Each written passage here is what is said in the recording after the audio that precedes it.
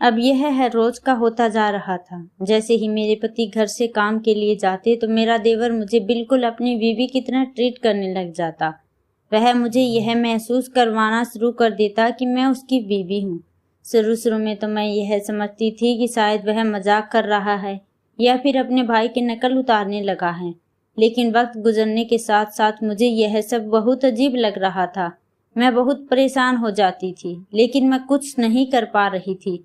मैं चाहती थी कि मैं उन सब के बारे में अपने पति को बता दूं कि उनका भाई कितना बदतमीज है और मेरे साथ किस तरह का रवैया रखता है, लेकिन मैं हर बार ये बातें सिर्फ सोचकर रह जाती, क्योंकि मेरे दिमाग में यह बात आती थी कि कहीं उनको मेरी बात बुरी नहीं लग जाए, कहीं वह मुझ पर ही शक करने नहीं लग जाए, क्योंकि माँ हमेशा कहती थी कि औरत खुद ही मर्द के दिल में शक पैदा करती है और उसका दिमाग इस तरफ डालती है।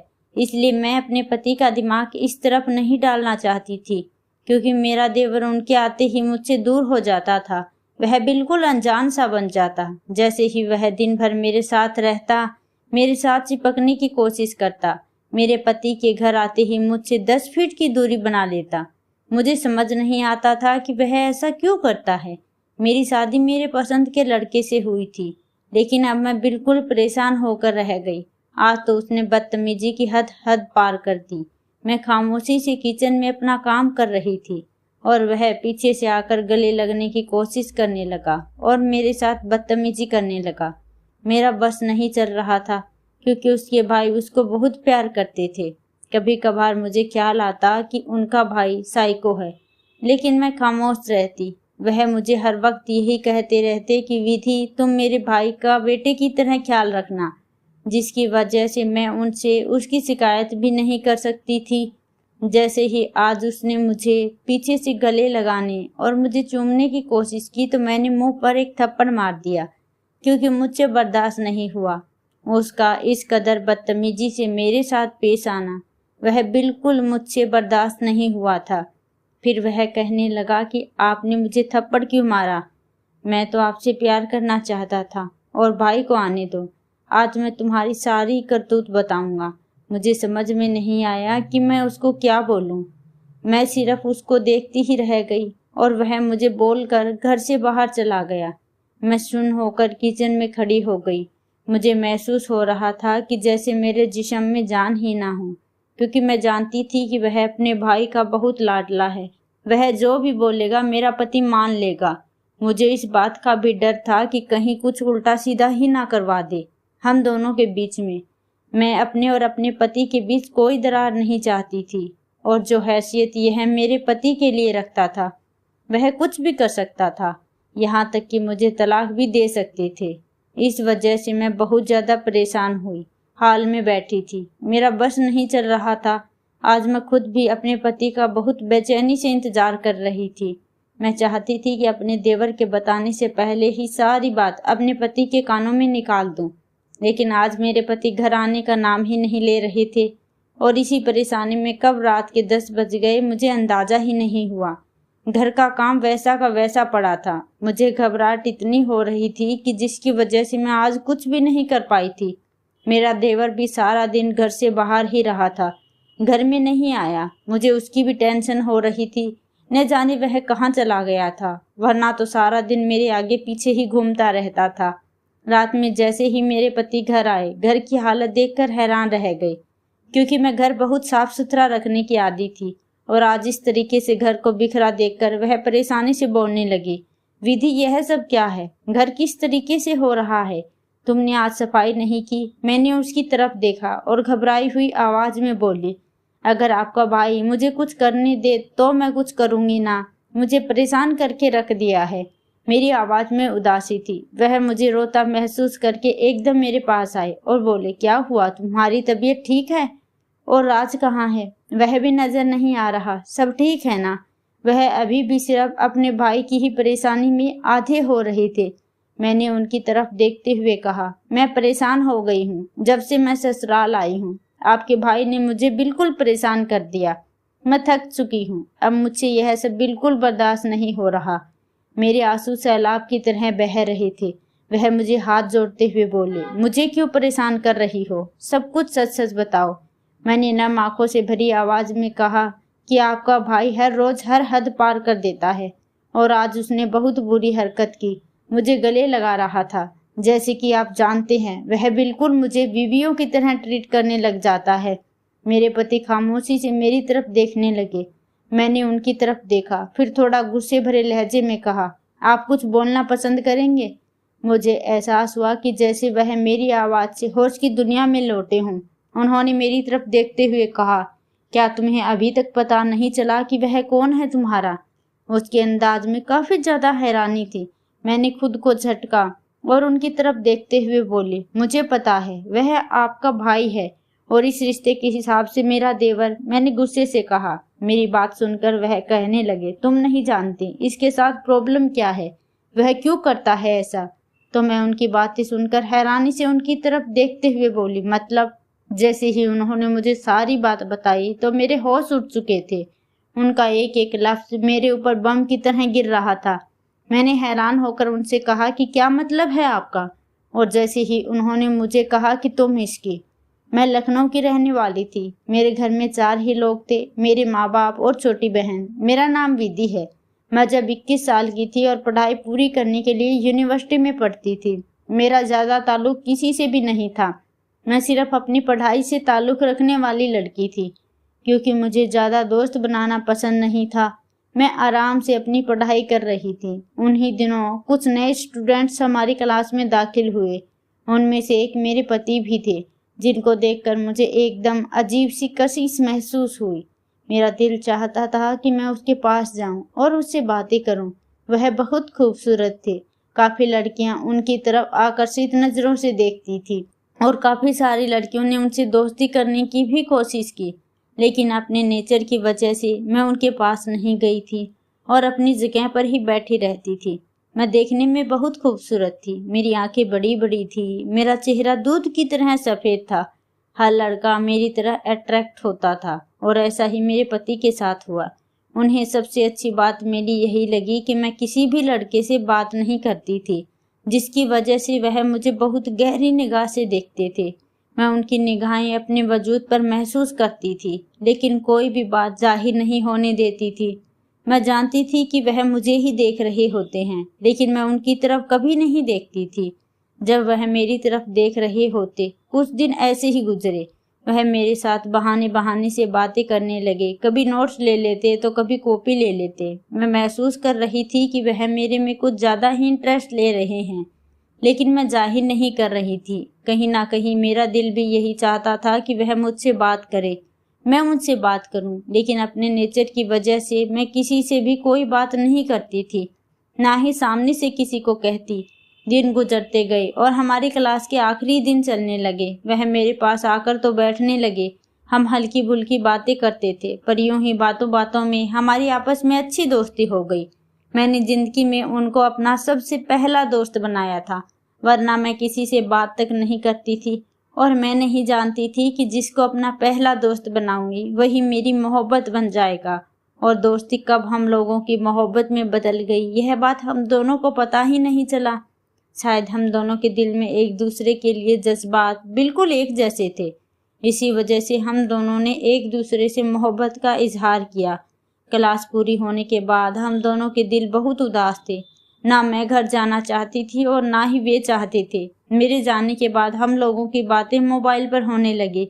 दोनों आपस में बहुत बातें करते थे और इसी दौरान उन्होंने मोबाइल पर ही शादी के लिए प्रपोज कर दिया। मैंने भी बिना सोचे समझे ही हाँ कर दी। कुछ वक्त बाद ही वह अपने माँ बाप के साथ हमारे घर आ गई और उन्होंने मेरे लिए हाथ मांग लिया। मेरे माँ बाप ने मेरी खुशी देखते हुए रिश्ते के लिए हाँ कर दी और मेरी शादी बहुत धूमधाम से की। मैं विदा होकर अपने पति के पास आ गई। ससुराल में सिर्फ मुझे अपने पति और उनका छोटा भाई ही नजर आया। उनका भाई 18 साल का था। वह देखने में बिल्कुल अपने भाई जैसा था। मेरे पति ने मुझे पहली रात ही यह चीज़ बता दी थी कि उनका छोटा भाई उनकी औलाद जैसा है। मुझे उसकी तरफ से किसी भी शिकायत का मौका नहीं मिलना चाहिए। मैं अपने भाई से बहुत प्यार करता हूँ और मैं तुमसे भी बहुत प्यार करता हूँ, लेकिन मेरे भाई का पलड़ा भारी है। मेरे लिए वह बहुत खास है। माँ बाप के बाद मेरे पास यही एक रिश्ता बाकी रहता है। अब तुम ही मेरी जिंदगी हो, तुम भी मेरे भाई का ख्याल रखोगी। मेरे दिमाग में यह बात बैठ गई थी कि उनके लिए उनका भाई बहुत खास है और मेरे लिए मेरा पति बहुत खास था। इसलिए मैंने उनके भाई का बहुत ख्याल रखना शुरू कर दिया। शुरू के दिनों में तो सब कुछ अच्छा चल रहा था। उनका भाई मेरे बहुत करीब न था, मेरी बहुत इज्जत करता था, निगाहें झुकाकर मुझसे बात करता। मैं खामोशी से उसके आगे खाना रख देती और बहुत प्यार से बात करती थी। मैं बिल्कुल माँ जैसा ख्याल रखना चाहती थी, लेकिन उसके इरादे कुछ और ही थे। वक्त गुजरता गया और वह मेरे साथ फरी होना शुरू हो गया। शुरू के दिनों में तो मुझे यह सब कुछ बहुत अजीब लग रहा था, लेकिन मैंने सब कुछ नज़रअंदाज करना शुरू कर दिया। मुझे नहीं पता था कि मेरा यह नज़रअंदाज करना मेरे लिए गले की आफत बन जाएगी। वह मेरे साथ बहुत बदतमीजी करने लगा। शायद वह मेरे पति को मेरे साथ बैठने, उनसे बात करते, प्यार करते हुए देख चुका था, जिसकी वजह से मेरे साथ यह सब कुछ कर रहा था। उनके जाते ही वह बिल्कुल मेरे पति की तरह बर्ताव करने लगता। जिस तरीके से वह मुझे प्यार से बुलाते, मेरे नाम को खूबसूरत अंदाज में लेते थे, बिल्कुल वह भी इसी तरीके से ही करने लगा। मैंने बहुत अजीब तरह से उसकी तरफ देखा था। मैंने उसको टोका भी था कि तुम इस तरह से मुझे मत बुलाओ, मैं तुम्हारी भाभी हूँ, लेकिन उसने यह कहकर टाल दिया कि आप मेरी दोस्त भी तो हैं। मैंने इस वक्त इस बात को नज़रअंदाज कर दिया और अपने काम में बिजी हो गई। अगले दिन यह चीज़ दोबारा हुई। जिस तरीके से मेरे पति मुझे अपने हाथ से खाना खिलाते थे, कभी कभार ऐसे ही वह भी मुझे अपने हाथ से खिलाने लगा। मैंने उसकी तरफ गुस्से भरी निगाह से देखा और डांट दिया कि यह सब चीज़ें अच्छी नहीं होती, तुम अपना खाना खाओ। लेकिन वह इस कदर नाराज हो गया कि वह घर से चला गया और घर से गया तो रात तक वापस नहीं आया और यही चीज़ मेरे पति को बुरी लगी थी। उन्होंने मुझे अगले ही दिन बहुत डांटा कि तुम्हें इस तरीके से नहीं करना चाहिए। अगर वह तुम्हें प्यार से खाना खिला रहा है तो तुम उसका खाना खा लेती, तुम्हारा कुछ जाता थोड़ी है। लेकिन मुझे यह अजीब लगा था, क्योंकि मैं सिर्फ अपने करीबी रिश्तों के साथ ही फ्री होना पसंद करती थी। मैं जानती थी कि एक देवर और भाभी का रिश्ता आग का रिश्ता होता है, इस वजह से मैं उससे दूर रहती थी। लेकिन वह मेरे साथ कुछ ज़्यादा ही फ्री होने की कोशिश कर रहा था और आज तो बहुत ज़्यादा हद हो गई थी। वह मेरे पीछे से आकर गले लगाने की कोशिश कर रहा था, जो मुझसे बर्दाश्त नहीं हुआ था, और मैंने घूमकर एक जोरदार थप्पड़ उसकी गाल पर दे मारा। और यह बात उसको इस कदर चुभी थी कि वह मुझे बातें सुनाकर बाहर चला गया। मुझे डर भी लग रहा था अपने पति से, लेकिन मैं आज अपने पति का बहुत बेसब्री से इंतजार कर रही थी, क्योंकि मैं उन्हें सब चीज़ साफ साफ बताना चाहती थी। और जैसे ही वह घर आए, मैंने उनको सब कुछ बता दिया कि उनका भाई मेरे साथ क्या क्या करता आ रहा है। मेरी बात सुनकर वह बिल्कुल हैरान हो गए और उन्होंने मुझे बताया कि वह बीमार है, उसका दिमागी संतुलन ठीक नहीं है। मुझे वह हर वक्त फॉलो करता है, जैसे जैसे मैं करता हूँ वैसे ही वह करने की कोशिश करता है। और इसने तुम्हें और मुझे देख लिया था इसी तरीके से करते हुए, इसी वजह से वह तुम्हें अपनी बीवी मान रहा है। लेकिन मैंने उनकी सब बातें सुनकर यही कहा कि तो फिर आप इसका इलाज क्यों नहीं करवाते? क्या मैं पागल हूँ जो मैं इसके इस तरीके की बदतमीजियाँ बर्दाश्त करूँगी? यह तो बहुत गलत बात है। वह मेरे लिए गैर है और मेरे साथ किस तरीके से हरकत कर रहा है आप खुद देखें। और अगर किसी बीमारी का शिकार है तो इसका इलाज करवाएं, अच्छे डॉक्टर को दिखाएं।